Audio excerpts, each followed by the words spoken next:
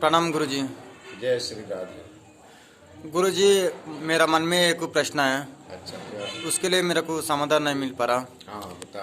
एक मंदिर बना के उसमें एक मूर्ति रखता, हाँ। उनको भगवान मांगता, क्यों मांगता मुझे समझ भी नहीं आता। अच्छा अच्छा, बहुत अच्छा क्वेश्चन।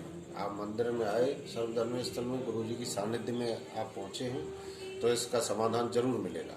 जितने भी मेरे दर्शक हैं, जितने भी शिष्यगण हैं, बड़े गौर से सुने और अपना ज्ञान बढ़ाएं, अपने लिए, अपने परिवार के लिए।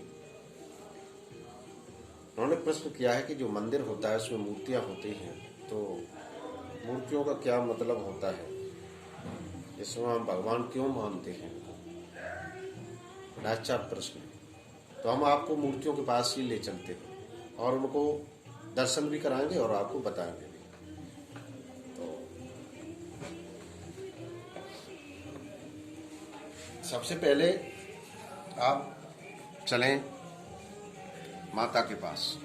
ये माता दुर्गा आदिशक्ति, जी। ये माता आदिशक्ति जो है, ये अष्टांगिनी माता हमारे आदिकाल मनुष्य सृष्टि की रचना जब हुई थी, ये माता का ही प्रभाव था कि माता से ये तीनों देव प्रकट हुए शक्ति के प्रतीक हैं, और बिना माता के, बिना शक्ति के सृष्टि संभव थी नहीं। और आज ये जितनी भी नारियां हैं, जितनी भी औरतें हैं, नारियां हैं, मतलब जितनी भी देवियां हैं, वो सब माता का स्वरूप है, माँ दुर्गा, और उनको आपको बराबर मानना है। एक श्लोक में लिखा है, यत्र नार्यस्त पूज्यन्ते रमन्ते तत्र देवता। जहाँ नारियों की पूजा होती है वहाँ देवता भी निवास करते हैं। जिस घर में माँ दुर्गा की आराधना होती है, पूजा होती है, उस घर में हमेशा सुख शांति रहती है। माँ शक्ति का प्रतीक है और हम सब शक्ति के ही बल पे चल रहे हैं। अगर माँ की शक्ति ना हो तो हम निर्जीव हैं।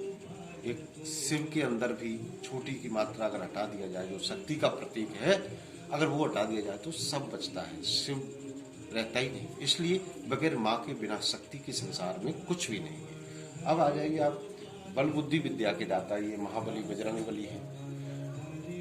महाबली बजरंग बली आपने पढ़ा होगा हनुमान चालीसा, उसमें दुआ है, श्री गुरु चरण सरोज रज निज मन मुकुर सुधार, वर्णव रघुवर विमल जस जोदायक फलचार, बुद्धिहीन तन जान के सुमिरो पवन कुमार, बल बुद्धि विद्या देव मोहि हरौ क्लेश विकार।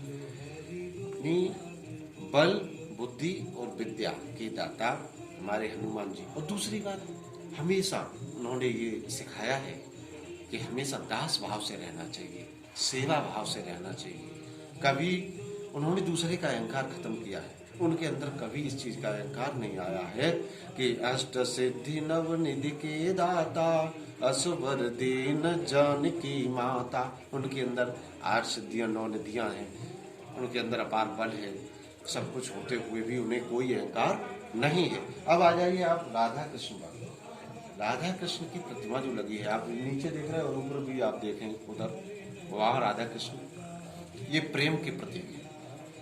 जब भी परिवार में ऐसी कोई कलह आती है तो आप किसी भी शयन कक्ष में अगर आप ऐसी प्रतिमा लगाते हैं, ऐसी फोटो लगा लेते हैं, तो उस घर में अगाध प्रेम बढ़ता है। ये प्रेम का प्रतीक है। ये कृष्ण कहते हैं कि राधा और कृष्ण की तरह हमें परिवार में पति पत्नी को रहना चाहिए। हमेशा छोटी छोटी बातों पर बहस नहीं करना चाहिए, गुस्सा नहीं करना चाहिए, लड़ना नहीं चाहिए। जितना प्रेम होगा उतना ही आनंद होगा, उतना ही सुख शांति रहेगी परिवार में। ये इसके प्रतीक हैं। तो आप आपकी समझ में आ गया? समझ गए गुरु। समझ गए ना जी। चलो, बहुत बहुत धन्यवाद, बहुत बहुत आशीर्वाद। जय श्री राधे। ओम शांति शांति। जय श्री राधे।